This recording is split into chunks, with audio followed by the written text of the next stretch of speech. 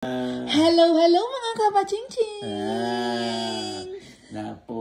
Happy Halloween mga kabachingching! And for today's video, nandito tayo sa part 1 ng aming Halloween special. Part 1 pa lang to kasi marami tayong ganap maghapon eh. At una na nga dyan ang activity namin dito sensory sa station, library. so close your eyes and stick your hands in there, and it's a little creepy.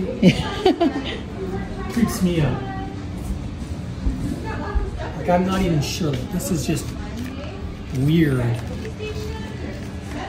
You make your own Halloween bags. So I would suggest start with making your own bags. There's some stickers for your bags. There's some paint daubers. So you put on your bags. Awesome. Yeah, I would suggest starting here. Okay. And there's markers and crayons and whatever you want to do with your bag. Perfect.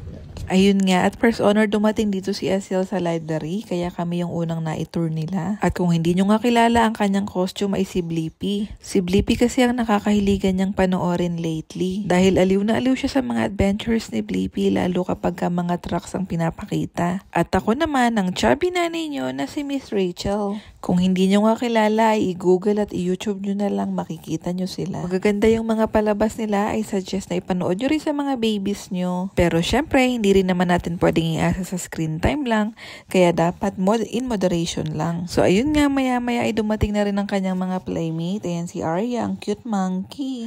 At ngayon nga ay tatlo sila na monkey, pati si Coco at saka isang puti. So ayan, dahil nga naglalakad na tong si Asiel kung saan sana siya nakakapunta, nagsusulok pa. At ito naman ang cutie patuti pumpkin natin na si paring NJ. Kung hindi nyo nga na itatanong, ay grabe dito sa Canada, ang Halloween ay parang Pasko. Halos lahat nga ng bata, pati na nga rin ng mga magulang nila ay naka-costume. At nakakatuwa nga, diba lately na-adapt na rin natin to sa Philippines.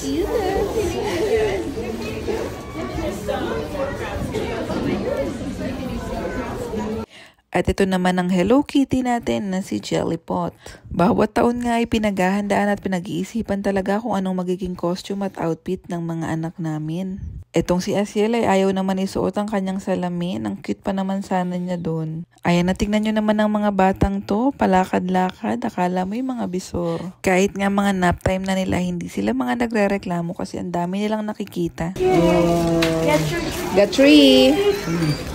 Oh my goodness, you are just adorable. Thank you. Thank you. You're welcome. Ayun, at nakauna na nga kami ng trick or treat dito sa bistro sa library. At after namin mag-snacks ay lumabas naman na kami para dito naman mag-trick or treat. Balak naming isa-isay ng mga stores na available para makahingi ng mga candies. Nakakatuwa lang kasi alam mo namang hindi mo mauubos lahat ng candies pero sige ka lang sa trick or treat. O diba, pil na pil pa nga ni Asiel ang pagbitbit ng kanyang basket. Yun nga lang, parang hindi candies ang trip niya. Look at that. Thank you. I'm eating it right now. I'm done with it. Thank you. There you go, and si Coco naman. After nga sa Red Apple ay lumipat naman kami sa A&W. Laking pasasalamat ko na nga lang at si Kuya ay hindi pumasok ngayon. Nakipag-switch na nga lang siya ng day off para naman makasama siya.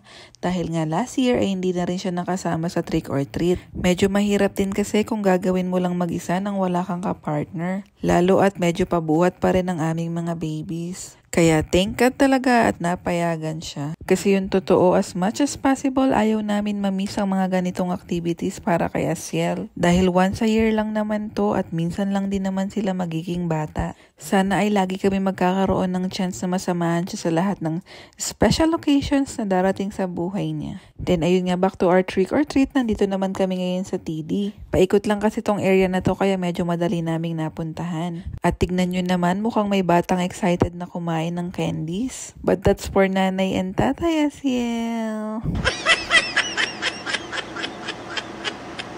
At ayun nga, maya-maya pa ay lumipat na kami ng area, dito naman kami sa Morays. At dito nga ay medyo masasarap ang mga chocolates na binibigay nila. At si Madam Bujoy nga ang bantay. At next naman namin ay dito naman sa Tim Hortons.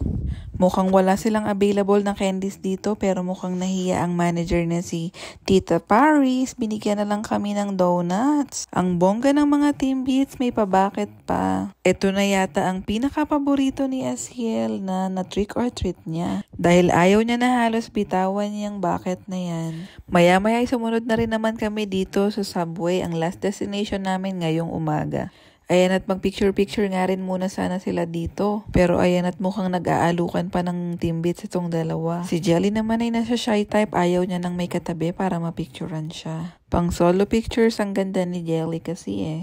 Ayan, sabi ko sa inyo, ayaw niyang bitawan niyang bucket na yan hanggang nakauwi kami ng bahay. At later on nga, na-figure out ni Bachingching natin kung paano buksan yung Timbits na yon. Kaya nung nakita ko, ay kumakain na siya. Kaya pala biglang natahimik, yun pala ay may ginagawa ng kababalaghan. At ito na nga ang pinaka-iintay namin dito. Lumabas na nga si Sari Manok at nagmistulan na nga siyang mascot dito sa Subway. Ayan si Asiel, mukha na talagang antok na antok. Pero ang sabi niya dyan, nung nakita niya ay chick. Medyo nabibigkas niya na rin kasi ang chicken ngayon. Hindi pa nga lang buo, pero I know it's a chicken. Ayan at syempre, hindi mawawala ang picturean kay Sari Manok. Napatulala na nga lang talaga si Asiel nung binuwad siya ng Sari Manok. Buti na nga lang din at hindi siya umiiyak kahit na inaantok na. At ayan ang mga mama bears, hindi pa nga nakontento sa picture sa loob, sa labas pang araw. Buti na nga lang hindi ganun kalamig ngayong araw na to, napagbigyan pa ang Halloween ngayong taon. At ayan nga, bago nga umuwi ay dumaan at sumilip na nga rin kami dito sa Ido saglit para makita si Tito niya. Asiel watching Blippi. Asiel watching Blippi.